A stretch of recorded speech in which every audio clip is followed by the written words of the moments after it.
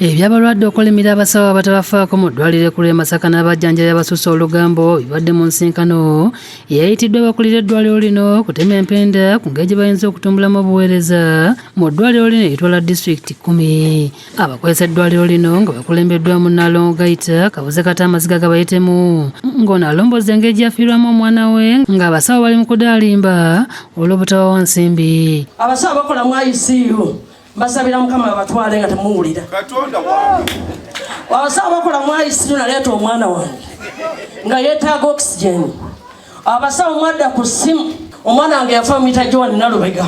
Ono yeegatiddwako ssentebe w'abalwadde mu ddwaliro lino Swaibu Sulambaya nga banokoddeyo obuzibu bw'enguzi esusse kivuddeko abatalina nsimbi obutakwatibwako nga batuuse n'okwebuuza ekyagissawo emmere mu ddwaliro kubanga abalwadde abasinga banaatera okutondoka olw'enjala nga tebalina kye balya.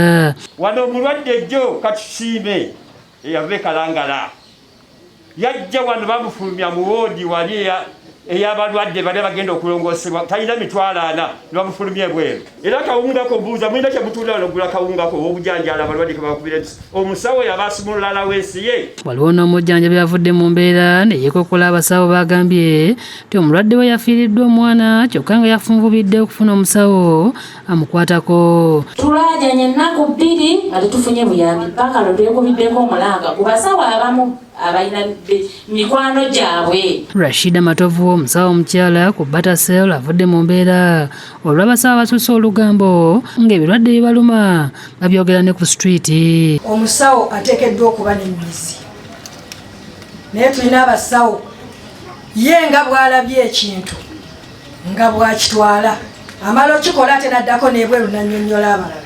Pulezidenti Museveni abasawo baweerye beetaaga batuyambe. Kyokka n'abasawo boogedde okusoomoozebwa kwe bayitamu ng'akwasaganya ebyambyulensi mu ddwaliro lino Dr. Nsubuga Medi akawangamudde bw'ategeeza nti mu kitundu kya disitulikiti 12 zaatwala mulimu ambyulensi esaabaza abalwadde abayemu yokka ate nga n'endala eziriwo buvunaanyizibwa mulwadde okuziteekamu amafuta. Ekutwalira bwereere okola ekintu kimu ekiba kyetaagisizza ogula amafuta gokka.